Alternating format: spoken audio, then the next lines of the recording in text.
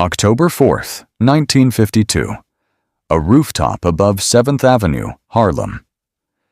13 men in suits and fedoras crowded behind one black man in a gray wool suit, their hands on his back, his shoulders, his arms, shoving him toward a brick ledge 4 stories above concrete that doesn't forgive.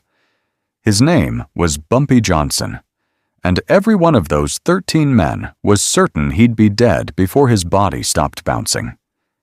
He wasn't. This wasn't a drunken brawl or a crime of passion. This was choreographed. 13 witnesses, so nobody could call it an accident. Lead pipes and baseball bats, so the beating came first. A 4-story drop, so gravity did the rest. The man behind it, an Irish gang boss named Red Malone, wanted Harlem to wake up the next morning and see their king's body on the pavement. He wanted the numbers runners and the barbers and the mothers who played 3 digits every morning to understand. This is what happens when black men tell white men no. But something went wrong with Red's math. Because 48 feet of empty air, it turns out, is not always a death sentence. Sometimes it's a starting gun. To understand how one fall started a war that erased an entire organization before sunrise, we have to go back 3 weeks, to the day the border broke. September 1952. Harlem ran on nickels, not the Harlem of magazine covers and tourist buses crawling past the Apollo. The real one.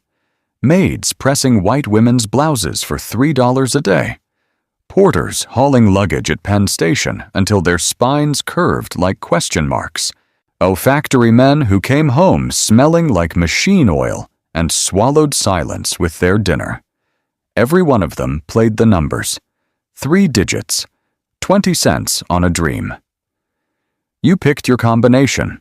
Your daughter's birthday, your apartment number, the last 3 on a license plate that caught your eye, and handed your slip to a runner who came by the same time every morning like the mailman. By sundown, if your numbers hit, 20 cents became $3. A week's bread and milk from a single bet placed between brushing your teeth and catching the A train. The runners moved through Harlem like blood through veins. 40, 50 of them, each with a route memorized down to the apartment number. They collected from stoops and kitchen windows and the back doors of laundromats. Every slip went to a policy bank, and every policy bank answered to the same back room on Lenox Avenue. That back room smelled like pomade and old newspapers. A barber named Odell Grimes cut hair in the front. Slow, deliberate, because the real business happened behind the curtain. Past the curtain, past a narrow hallway that smelled like lye soap, Bumpy Johnson sat at a desk covered in ledgers. He didn't look like a king. No rings, no gold watch chain. He wore a pressed shirt, dark trousers, reading glasses that made him look more like a school principal than the man who held Harlem's economy in his hands. The glasses came off when you entered. The eyes behind them did the rest. Brown, steady, the kind that weighed you in a half second and decided whether you were worth the next 30. Bumpy didn't raise his voice. Every nickel that moved through the numbers game passed through a system he designed and enforced. Collections ran on schedule. Disputes settled in that same back room, usually with a conversation, sometimes with a broken finger, never with a body. Bodies attracted police. Police attracted newspapers. Newspapers attracted politicians who needed to look concerned about black neighborhoods every 4th November. Bumpy understood this chain. Keep the parts clean. Keep the noise down. The machine runs forever. Jethro Wyatt understood it too. Jethro stood at the barbershop window most afternoons, watching the street like a man reading weather he didn't trust. Thin-faced, careful with words, careful with money. He ran the policy banks the way a bookkeeper runs a ledger. Every number accounted for, every discrepancy traced to a name, Every name given one chance to explain. Where Bumpy was the face Harlem respected, Jethro was the engine that kept Harlem fed. 50 runners, 12 collection points, 8 banks, all flowing uphill to Lenox, all balanced to the penny because Jethro Wyatt did not tolerate pennies that wandered. This was not crime the way newspapers wrote about it. This was an economy. 30,000 people put money in every morning and took hope out every evening. The numbers game funded barbershops, fish fry joints, funeral homes, and the kind of quiet loans that kept families in their apartments when the rent came due. It was Harlem's bank, Harlem's heartbeat. And it worked because one man in a back room with reading glasses and no gold watch kept it honest. Duke Ellington poured from a phonograph in the corner. The basement bars on 132nd sold whiskey for a quarter and didn't ask questions. Dancers moved to jazz that turned whole blocks into something alive. Harlem was not rich, but Harlem was organized. And in 1952, organized meant surviving in a city that had decided black neighborhoods were worth policing but not protecting. This arrangement had held since 1935, when Dutch Schultz caught 3 bullets in a Newark chop house and the Italian families stepped back from Harlem's numbers game. The deal was simple. Harlem runs Harlem. The 5 families take everything south. Nobody crosses. The line sat at 59th Street. Invisible. No signs. No fences. Just an understanding between men who knew what crossing cost. 17 years that border held. Jethro stood at the window that September afternoon. Odell's clippers buzzed in the front. The phonograph played something slow. Everything looked the same as yesterday. But Jethro's hands were still. He'd been hearing things. A runner on the West Side who stopped making collections. A policy banker near Columbus Circle who closed shop without explanation. An Irish name showing up in conversations where Irish names had no business being. Nothing confirmed. Just the kind of quiet that comes before the weather turns and the air gets tight and you can feel it in your chest before you can name it. Bumpy looked up from his ledger. "Something on your mind, Jethro?" Jethro didn't turn from the window. "Somebody's looking north." Bumpy took off his glasses, folded them, set them on the ledger. And for the first time that afternoon, the back room on Lenox went quiet in a way that had nothing to do with the music. While the Hudson River docks woke up before God did. 4:30 in the morning, Hell's Kitchen. Cargo ships groaning against rope ties. Forklifts grinding across wet concrete. Longshoremen moving crates in the dark because shipping companies paid by the load, not the hour. The air tasted like diesel and salt and the particular rot that lives where river water meets city sewage. Red Malone stood on Pier 54 watching his money move. Every crate that came off those ships owed him something. No ledger, no contract. The foreman understood. The dock bosses understood. You worked these docks. A piece went to the Westside Boys. You didn't negotiate. You paid, because the last man who didn't had his fingers broken one at a time with a ball-peen hammer on a wooden table while 6 men watched and nobody called an ambulance. Aye, that sound. The hammer on the table before it found the fingers. Red used it like a sermon. Let them feel what's coming before it arrives. He was 34. 6 feet of muscle earned loading cargo before he figured out it was easier to own the men who loaded it. Hair like copper wire dipped in rust. That's where the name came from. A scar above his left eye from a dock fight where somebody opened his face with a broken whiskey bottle. Red kept swinging until 3 men couldn't stand, then walked to a barber on 9th Avenue who stitched the wound with sewing thread because hospitals asked questions. South Boston. Tenements where the walls were thin enough to hear your neighbor's marriage collapse every Friday. His father drove a delivery truck when sober. His mother took in laundry until her hands cracked and bled. That Red learned at 12 when a kid 2 years older took his shoes walking home. Came back barefoot. His father hit him so hard his ear rang for 3 days. You come home without shoes again, don't come home. Red found the kid the next morning. Used a brick. Took the shoes back and 2 teeth as interest. Nobody took anything from Patrick Malone again. He came to New York at 19 and built the Westside Boys the only way he knew, by being the most dangerous man in whatever room he entered. Irish boys from Boston who understood violence as a first language. A few Italians too vicious for the 5 families. 6 years of that built an empire from 59th Street through Chelsea. Docks, trucks, warehouses, every corner where cargo or money changed hands. His enforcer was Liam Sullivan.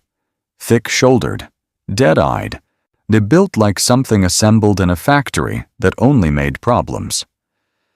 Sullivan carried a baseball bat the way other men carried briefcases.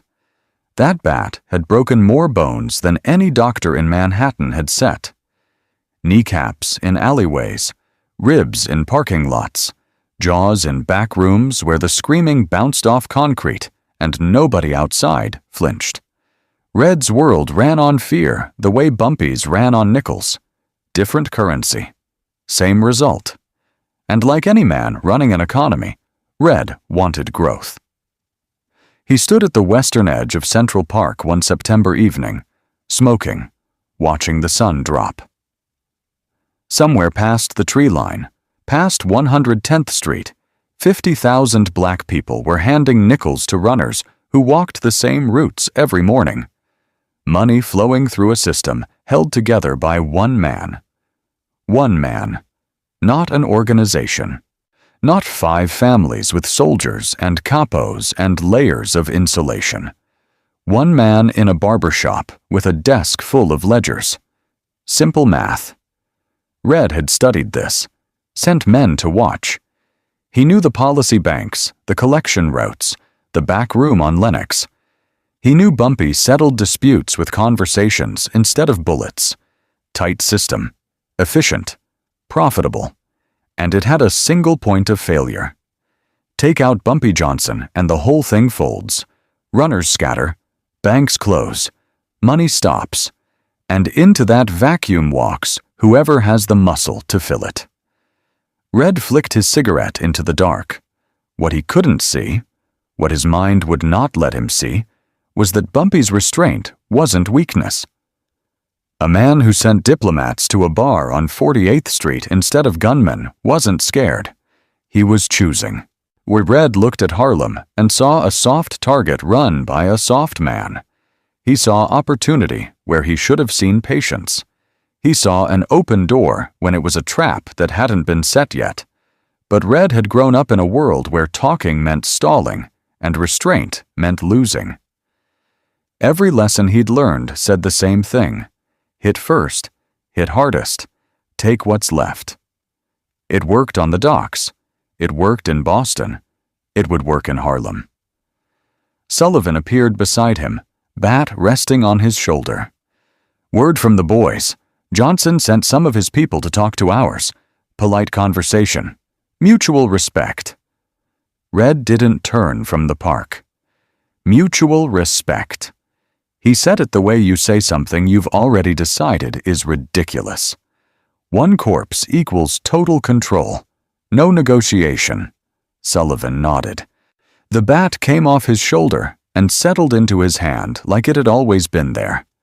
Enzo Dell'Acqua's Policy Bank sat above a shoe repair shop on 10th Avenue. 2 rooms, a desk, a cash box bolted to the floor, a photograph of his father on the wall. Sal Dell'Acqua, 30 years on the docks, until a loading crane crushed his spine between a shipping container and the pier wall. Sal lived 4 more years in a wheelchair before his heart stopped like it had been waiting for permission. Enzo kept the photograph because it reminded him what honest work got you in this city. September 12th. 2 men walked in without knocking. Big, Irish. One leaned against the doorframe. The other sat on the edge of Enzo's desk, pushing the cash box aside with his boot. New arrangement. Your collections go to Red Malone. Your runners answer to his lieutenants. Your territory belongs to the Westside Boys now. Enzo looked at them the way you look at weather you can't change. And if I have a problem with that? The one by the door smiled, not with humor. We can discuss it in the alley. Enzo nodded. The way a man nods when he's memorizing faces instead of agreeing. He told them he'd think about it. They left satisfied that fear had done its work. Enzo waited until their footsteps faded down the stairwell. Then he locked the cash box, locked the door, and walked 15 blocks north. 15 blocks is not a long walk, but the distance between 10th Avenue and Lenox Avenue in 1952 was not measured in blocks. It was measured in worlds. Enzo crossed from white territory into black territory, knowing the rules changed on the other side, and knowing the only reason he was welcome was because Bumpy Johnson said so. He pushed through the barbershop door. Odell's clippers stopped. Enzo Dell'Acqua walking into Bumpy's shop on a Thursday meant something had gone wrong at the border. In the back room, Bumpy sat behind the ledgers, glasses on, pencil moving. He didn't look up when Enzo entered. He waited. Bumpy always waited. He let the silence do the asking. Enzo lit a cigarette. His hands shook. He told it straight. Red's men. The new arrangement. The threat in the alley. Bumpy listened without moving. When Enzo finished, the only sound was the pencil tapping once against the desk. What did you tell them? That I'd think about it. Good. Bumpy closed the ledger. Removed his glasses. Set them on top of the book like he was putting something to rest. Mike Red Malone is testing the fence, pushing it to see if it pushes back. Jethro stood at the window. He'd been listening. We push back. We send a message, Bumpy said. Not a threat, not a war declaration, a reminder that borders work both ways. That afternoon, 3 of Bumpy's men took the train downtown to a bar on 48th Street where Red's enforcers drank after collections. Good suits, no weapons. They sat down, ordered whiskey, and had a conversation about how territorial agreements require mutual respect, how forcing men to switch allegiance creates instability, how smart men negotiate before they dictate. Calm, reasonable, no threats. Just the quiet certainty that borders exist for reasons that benefit everyone. Red's men listened, nodded, bought the next round. And the moment Bumpy's people left, so they picked up the phone and told Red Malone exactly what happened. Red heard mutual respect and understood afraid to fight. He heard negotiation and understood begging. 3 unarmed black men in a bar talking about stability. To Red, that was all the proof he needed that Bumpy Johnson was soft. This was his blind spot. He could not conceive of a man choosing restraint from strength. In Red's world, strength meant immediate violence. Anything less was weakness wearing a suit. Bumpy had done the wise thing, the measured thing, the kind of response that, between equals, ends a dispute before it starts. But Red Malone did not see Bumpy Johnson as an equal, and that was the tragedy already writing itself. One neither man could stop now. 6 days passed. September 18th. Enzo closed the policy bank at 8, locked up, walked down the stairs past the dark shoe repair shop, turned left toward his car 3 blocks west. He made it 1 block. The alley between 10th and 11th had no streetlights. They'd been broken the night before, Not by accident. Not by kids throwing rocks. Broken with intent. 4 men waited in that darkness. They didn't speak, didn't give warnings, didn't ask questions. Enzo heard the footsteps a half-second before the first pipe caught him across the back of the knees. They left Enzo in the garbage. They left Enzo face down in the alley between 10th and 11th, half buried in trash bags that split open under his weight. His jaw hung wrong, broken in 2 places, shifted so far, left his teeth no longer lined up. His left hand was a mess of angles hands are not supposed to make. Each finger broken individually, and the small bones snapped one at a time. A dishwasher found him at midnight. Enzo was conscious when they loaded the ambulance. That was the worst part. Somebody at Harlem Hospital knew somebody who knew Jethro. By 2 in the morning, Polaroids arrived at the barber shop. Enzo's face swollen past recognition, fingers splinted and taped, the skin already turning the color of rotten plums. Jaw wired shut. Bumpy laid the photographs on his desk and looked at them the way he looked at ledgers, reading the numbers, calculating what they meant. Jethro stood beside him. Neither man spoke for a long time. "We hit back," Jethro said. "Hard enough they remember. Not hard enough to start a war." Bumpy picked up the photograph of Enzo's hand, studied it, set it down. "Proportional, controlled, same injuries, same hospital. We make the point without making it personal." This was Bumpy's code. Match what was given. No more. Send a message that says, "I can do exactly what you did, and I chose to stop here." A language men in this world were supposed to understand. 2 days later, a warehouse on the edge of Harlem. The 4 enforcers woke up on cold concrete with their hands zip-tied and tape across their mouths. Bumpy's men consulted the Polaroids like a recipe. Broken ribs. Matched. Shattered fingers. Matched. Jaw. Matched. Methodical. Precise. No speeches. No explanations.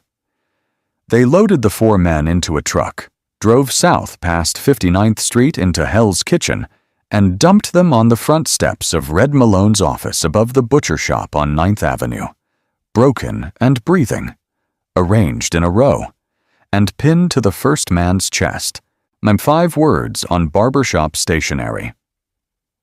Borders work both ways. Red Malone found them at dawn. He stood on the steps looking down at 4 men who had done exactly what he told them to do, lying broken and arranged like a display. He read the note.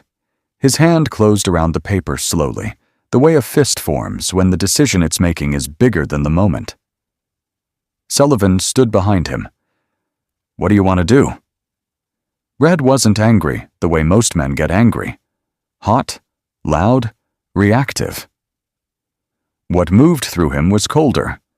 The particular humiliation of a man who believes the world has a natural order and has just watched someone violate it.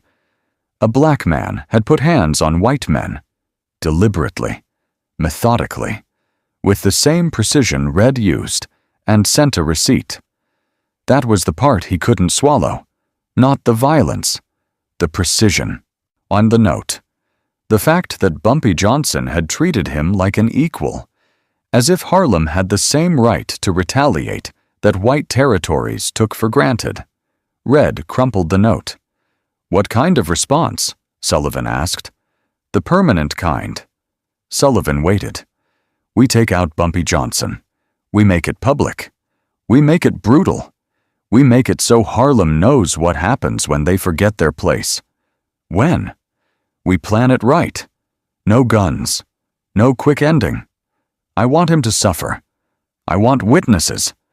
I want everyone in that neighborhood to wake up and see what we did to their king." Red dropped the crumpled note on top of his broken enforcers and walked back inside. "Here is the thing that should turn your stomach. Bumpy did everything right, showed restraint, matched the violence instead of multiplying it, or sent a message any rational man would read as, "Let's stop here." And it did not matter, because Red Malone was not rational. He was wounded, and wounded men with armies do not read notes. They write obituaries. 3 weeks. That was the window between the note and the rooftop. 3 weeks of Red gathering men, choosing a location, planning an execution theatrical enough to outlive everyone who witnessed it. 3 weeks of Bumpy running Harlem the way he always did. Ledgers, collections, clippers buzzing in the front, not knowing the measured response he was proud of had already signed a death warrant he couldn't see coming. The clock started, and Bumpy didn't hear it ticking. October 4th, 1952. The rooftop of 228 7th Avenue, 48 feet above the street where concrete waits and does not forgive. Clear sky. Moon nearly full, or wind cutting across tar paper and gravel with the kind of October bite that makes standing still hurt. Bumpy Johnson stands in the center of it with his hands at his sides. Empty. No gun tucked in his waistband. No knife in his pocket. No one waiting in the stairwell. Just a man in a gray suit and the arithmetic running behind his eyes. 13 men form a semicircle around him. Lead pipes wrapped in tape. Baseball bats. Chains swinging in slow arcs. Testing weight. A switchblade catches moonlight when it clicks open. Red Malone stands directly across. 3 weeks he has waited for this. His voice carries the flat calm of a man reading instructions. Ribs first. We're going to hear them crack. Then fingers. Bent backward until the joints pop and the bone comes through the skin. Maybe your jaw if you try to scream. We want you conscious for all of it. Sullivan stands to Red's left, tapping his bat against his palm. Steady. Unhurried. The rhythm of a man who has all the time in the world because the man in front of him has none. After we break you, we drag you to that edge. 48 feet straight down. No bullet, no blade. Just you and the fall and the sound your skull makes when it hits concrete. Red steps closer. Tomorrow morning, Harlem wakes up and finds their king on the pavement.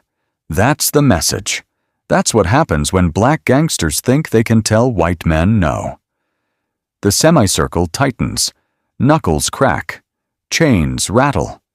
The man with the switchblade turns the blade slowly. He is not here to kill. He is here to cut, to open skin before the real work starts. Bumpy says nothing.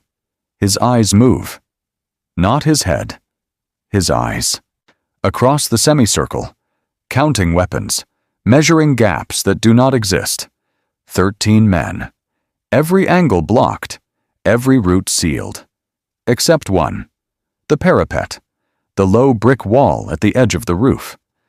4 stories of empty air between that ledge and 7th Avenue. His mind runs the numbers. Fight back. They break every bone before the fall. Beg. They do it slower. Run. Nowhere to run except into more fists, more chains. Every option on this rooftop ends the same way. But the parapet. 48 feet. Most men who fall that distance don't walk away. Skulls crack. Spines shatter. The survival rate is a sliver, but it exists. A thin chance against the certainty of staying here. Most is not all. Bumpy looks past Red. Past Sullivan. Straight at the parapet. And in the half-second it takes to choose between 2 kinds of dying, he picks the one with a crack of daylight in it. Last words? Red asks. You ever throw someone off a roof and have them live? Red laughs. All 13 of them laugh, because the math is obvious and the answer is no, and they have never been wrong about this. Physics doesn't care how tough you think you are. Good to know. Red nods to Sullivan. The bat comes up. horizontal, aimed at the ribs. Sullivan's weight shifts. His shoulders rotate. The swing starts. Bumpy does not step back.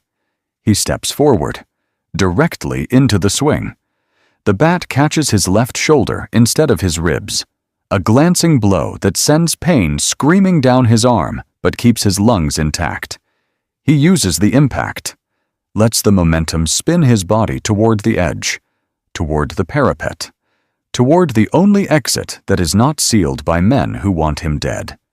2 steps. Oh, his hands hit the brick ledge. The surface is cold and rough and real under his palms. His fingers grip. His legs coil underneath him. Behind him, shouting. Red's voice. Sullivan's boots. Hands reaching. Too late. Bumpy vaults the parapet. His body clears the ledge. For 1/2 second he is suspended. Not falling. Not flying. Just hanging in the space between the rooftop he chose to leave and the pavement that hasn't caught him yet. The moon above. The city below. Wind in his ears like the whole world inhaling. Then gravity decides. 1.7 seconds.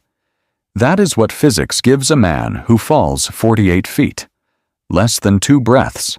His body accelerates at 32 feet per second squared.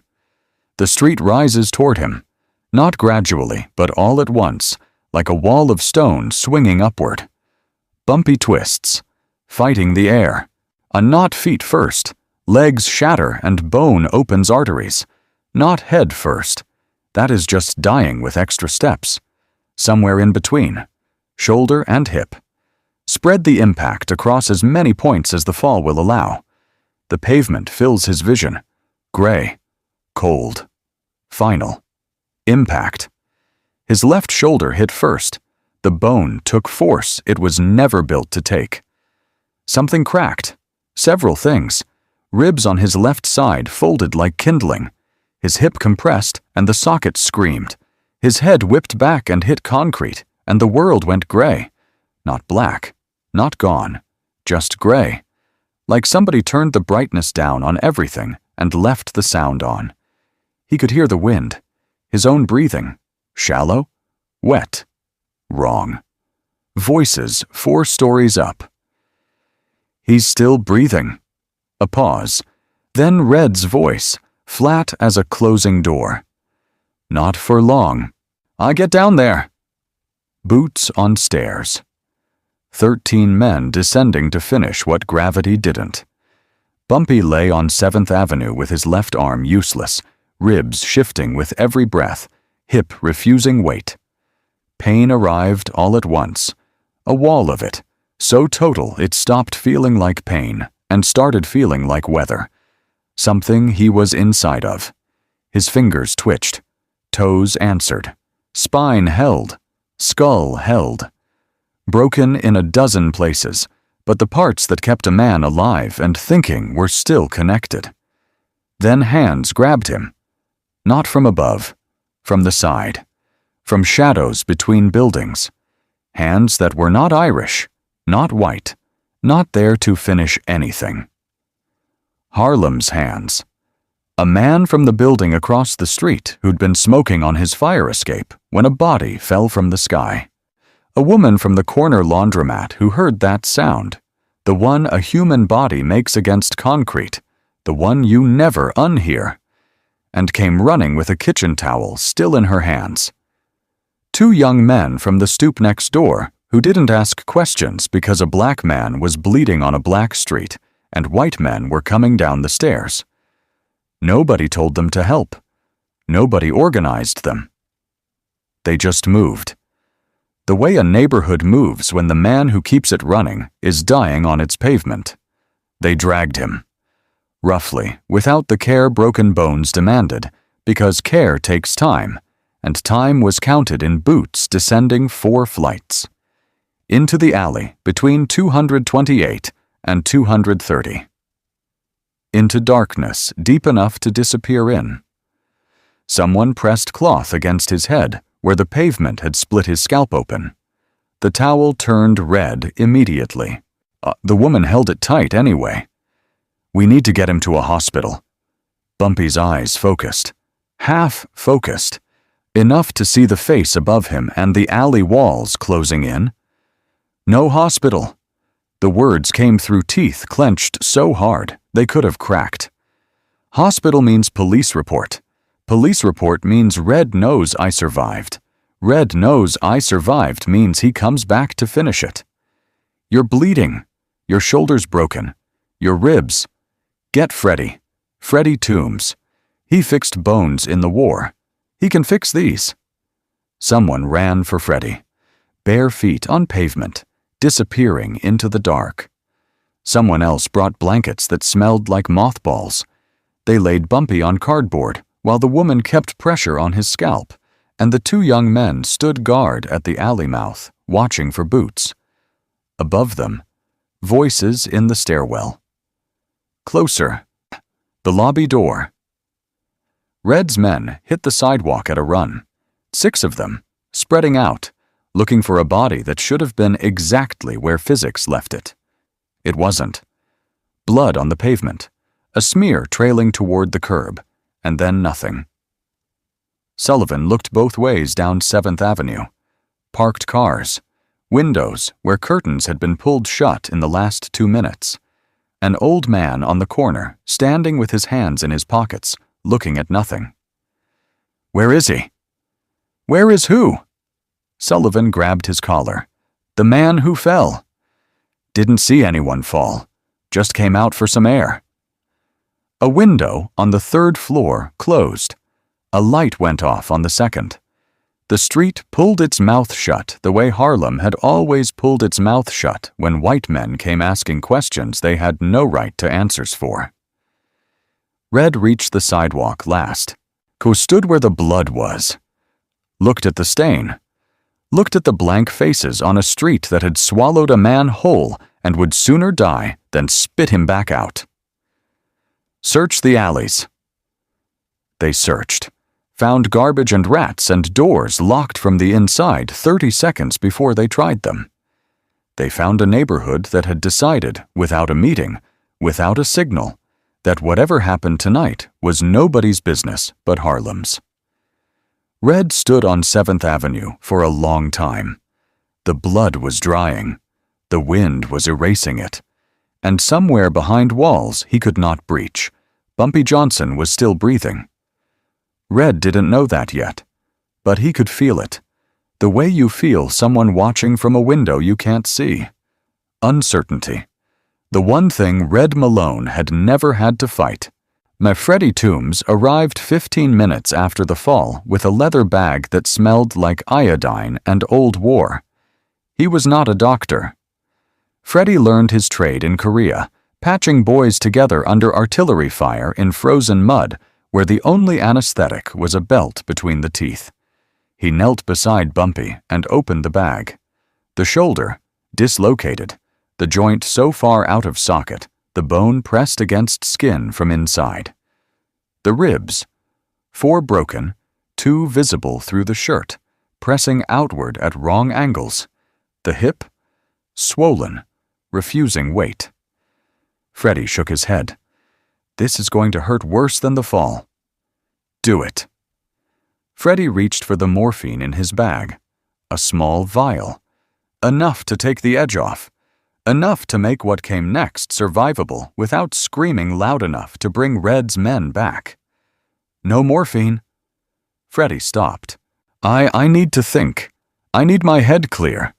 Do it without. This was not bravery. It was arithmetic. Morphine dulls pain. It also dulls planning.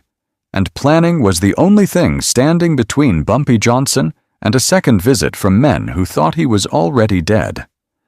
Freddy positioned himself above the shoulder, gripped the arm, pulled. The socket relocated with a sound like wet wood breaking. Bumpy's scream hit the alley walls and died against brick. His back arched. His fists clenched hard enough to draw blood from his own palms. Then he went still, breathing, eyes open. Freddy taped the ribs, pressed along the hip, feeling for the fracture line. You can walk, Not far, not fast, but you can move. How long before I can run? Weeks, or maybe months. I have 90 minutes. Freddie looked at him the way medics look at men about to do something the body wasn't built for. You're running on adrenaline. When it wears off, you collapse. Then we finish this before it wears off. Jethro came through the alley 20 minutes after the fall, 6 men behind him.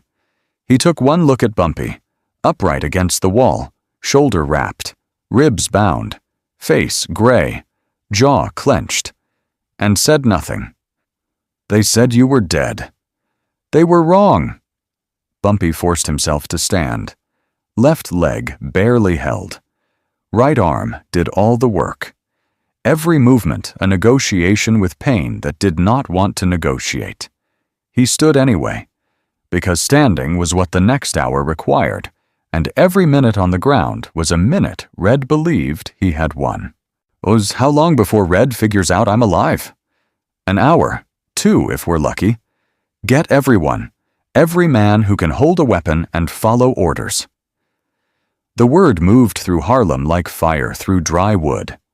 Bumpy is alive. Bumpy needs men. Nobody asked for details. They just came. Emerging from buildings and basements and the kind of places Harlem keeps its soldiers when peace doesn't require them.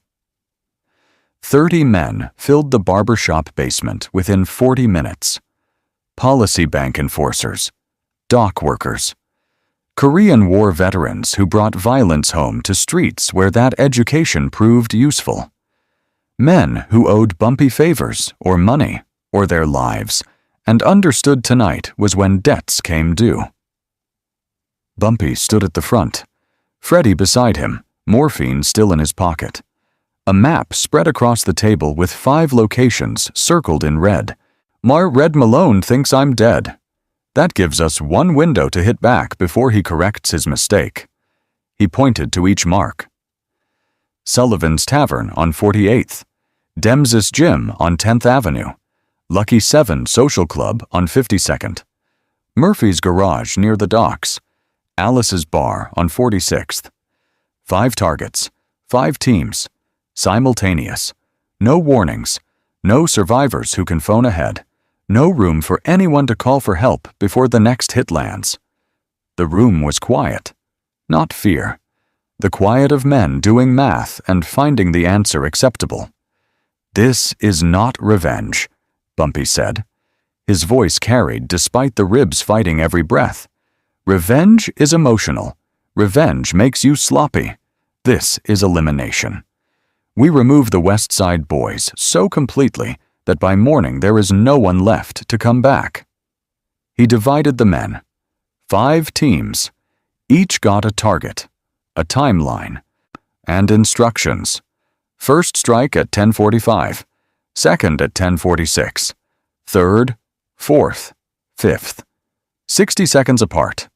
5 minutes from first shot to last. Jethro checked his watch against Bumpy's. 70 minutes. Bumpy accepted the morphine. A small dose, just enough to hold the edges together, not enough to slow the thinking. Freddie leaned close. You should be in a bed. I'll rest when Red Malone stops breathing. The teams armed themselves. Revolvers, shotguns, bats for the close work, watches synchronized, routes memorized. Tonight was not about honor or fairness. Tonight was about making sure that when the sun came up, the men who tried to kill Harlem's king no longer existed in any form that could try again. 70 minutes. The clock was already running. The 5 teams left the barbershop basement at 9:30 and disappeared into the night in different directions. They did not travel together. They did not speak. They moved south through Manhattan like blood cells through veins, separate, silent, each carrying the same instruction to the same second. Bumpy stayed behind, Freddie beside him. A chair because standing was no longer negotiable. The morphine held the edges, but the center was crumbling. Shoulder throbbing, ribs shifting with every breath, hip reporting nothing, Which was worse? He watched the clock. The whole city watched the clock and didn't know it. 10:45. P.M. Sullivan's Tavern, 48th Street. Red Malone sat at his usual table with whiskey in his hand and victory on his face. 12 men filled the room, drinking, laughing, celebrating the end of Bumpy Johnson. So someone stood and mimicked a body falling, arms flailing, and the whole tavern erupted. The front door opened. 6 men from Harlem walked in with shotguns already at shoulder height. The laughter didn't stop all at once. It died in sections. Nearest the door first, glasses freezing halfway to mouths. Then the middle. Then the back, where Red's hand was already pushing against the table to stand. He never made it vertical. The first blast caught him in the chest. The impact threw him backward into the table, whiskey glasses shattering, his body folding across wood that splintered under the weight. Sullivan reached for his jacket. The second blast took his arm off at the elbow. He opened his mouth. The third blast closed it. 90 seconds. 12 men in the room when the shooting started. 0 breathing when it stopped. 10:46 p.m. Gademsis Gym, 10th Avenue. 8 Westside Boys were training recruits when the windows exploded inward. Glass first, then the bottles. Milk bottles stuffed with rags, gasoline sloshing, lit and thrown. Fire scattered across the gym floor like something alive. It caught on wrestling mats, wooden floors, the cotton shirts of men too slow to understand. The exits were blocked from outside. Men ran for windows. Shotguns waited. The building went up in 15 minutes. Fire trucks arrived too late to matter.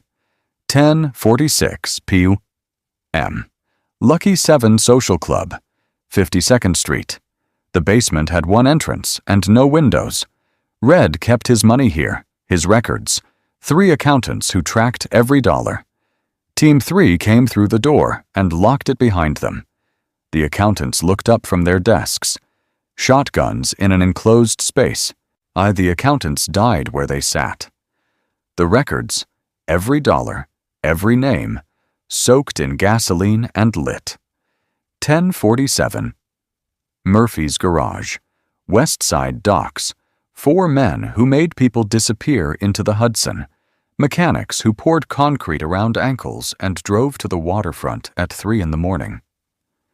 Team 4 came through the bay doors. The mechanics died beside the cars they maintained. Fire consumed the rest. 10:48 p.m. Alice's Bar, 46th Street. This was where Red's brain trust met. 9 lieutenants arguing about how to divide Harlem, territory they believed was theirs now. Who gets the policy banks? Who gets the collection routes? Who gets the back room on Lenox? 9 men carving up a kingdom they thought had no king. Team 5 walked in at exactly 10:48. The door locked behind them. The windows were already blocked. 9 men had time to understand what was happening. No time to prevent it. Shotguns roared. Men died in their chairs or diving for cover that did not exist or reaching for weapons that were too far away. When the smoke cleared, the table where they'd been dividing Harlem was splintered and soaked and empty of anyone who could claim it. 5 minutes. That is all it took. 37 men stopped breathing across 5 locations. 49 more took injuries that required hospitals and explanations that police would never fully believe. 0 casualties on Bumpy's side. Not 1 man wounded. Not 1 man caught. The Westside Boys no longer existed. Red was gone. Sullivan was gone. The lieutenants, the accountants, the enforcers, the mechanics, gone. Every phone that could ring went unanswered. Every location that could send help was burning or bleeding. An empire built on fear collapsed in 5 minutes because the man it was supposed to outlive refused to die. By the time the first siren cut through the October night, there was nothing left to save and no one left to arrest. Harlem was quiet. Hell's Kitchen was on fire, and somewhere in a barbershop basement on Lenox Avenue, a man with taped ribs and a dislocated shoulder that still wasn't sitting right finally let Freddie push the morphine into his arm and closed his eyes for the first time since the fall. October 5th, 1952. Sunrise came to Harlem the way it always did. Slow, golden, laying itself across fire escapes and rooftops and the wet street where a man had landed 12 hours ago and left nothing but a stain the rain would wash away by noon. Odell opened the barbershop at 7, swept the floor, turned on the phonograph, set the clippers on the counter the way he did every morning, each tool in its place, the routine undisturbed. A customer came in at 7:15, sat in the chair, asked for a trim. Neither man mentioned the night before. The clippers buzzed. Duke Ellington played. The world continued. The strange thing, Harlem did not celebrate. No toasts in basement bars. No victory speeches on corners. What happened on October 4th did not feel like winning. It felt like weather passing. A storm that broke things and moved on. You swept up the glass and kept living because that is what Harlem had always done. Across town, Hell's Kitchen woke up to absence. Sullivan's Tavern wrapped in yellow tape. Dempsey's Gym a charred skeleton still smoking. Lucky 7 boarded shut. Was Murphy's garage smelling like gasoline and something nobody wanted to identify. Alice's bar locked with no one behind it. The docks went quiet. Cargo still needed moving, but the men who collected Red's percentage were dead or in hospitals or simply gone. Vanished into the anonymity that comes from realizing your organization burned down while you slept. New collectors appeared within a week. Men who understood that the territory north of 110th Street was not negotiable, would never be, had been paid for in a currency that didn't require explaining. Newspapers called it the Hell's Kitchen Massacre. Photographs of burned buildings and police tape, and detectives standing over stains they couldn't explain. Reporters wrote about gang warfare and territorial disputes, filling columns with speculation that circled the truth without ever landing on it. Nobody talked. Police called it what they always called things they couldn't solve. Ongoing investigation. Files opened. Statements taken from witnesses who remembered nothing. The paperwork migrated from desk to cabinet to basement, gathering dust in rooms where nobody looked. Frank Costello sat in Lower Manhattan reading reports that described coordinated strikes across 5 locations with 0 witnesses. He understood what that meant. He also understood what it would cost to ignore it. 3 days later, word came through back channels. Not in writing, not on a phone, just a message passed from mouth to ear until it reached the back room on Lenox where Bumpy sat with his ribs still taped and his arm in a sling. Harlem belongs to Harlem. Yet the agreement from 1935 holds. Borders fixed. Ambitions reconsidered. No ceremony. No handshake. Just an understanding between men who had learned what it cost to cross a line drawn in something harder than ink. Life went on. Policy banks operated. Runners walked their routes. The system Bumpy built kept running because systems survive crises if the man who designed them understood that the system mattered more than any one night. Red Malone was buried in an unmarked plot in Queens. No wreath. No service. His name disappeared from police reports and street corners alike. The Westside Boys became a cautionary tale told in whispers, a reminder of what happens when you mistake patience for weakness. The arrangement held through the 1950s and into the 1960s.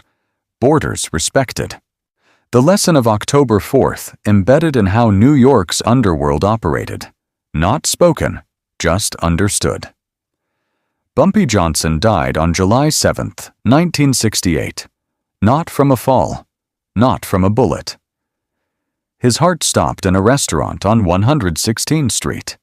He was 62 years old, 4 decades of holding a neighborhood together with ledgers and loyalty, and the willingness to absorb a 4-story drop rather than let someone else decide when his story ended. Carlo Gambino sent a wreath to the funeral that cost more than most Harlem families earned in 6 months. The card said nothing about respect or admiration. It said what it needed to say by simply existing. The rooftop at 228 7th Avenue still stands. The parapet where his hands gripped brick is still there, softened by decades of rain. The pavement where he landed has been repaved a dozen times. No plaque. No marker. Nothing to tell a stranger that this stretch of sidewalk is where a man hit concrete from 48 feet and decided he was not finished. But in certain barber shops on Lenox Avenue, in back rooms where old men sit with coffee and cards and the memory of a world that doesn't exist anymore, the story still gets passed down. Not loudly. In whispers. The way Harlem has always protected its truths. A man who fell 48 feet and survived. Who planned for 90 minutes and struck for 5. Who erased an organization before sunrise on a morning where Harlem belonged to Harlem, and everyone who needed to know understood why that would never change. Real power is not what you can destroy. It is what you choose to protect. I'll see you in the next one.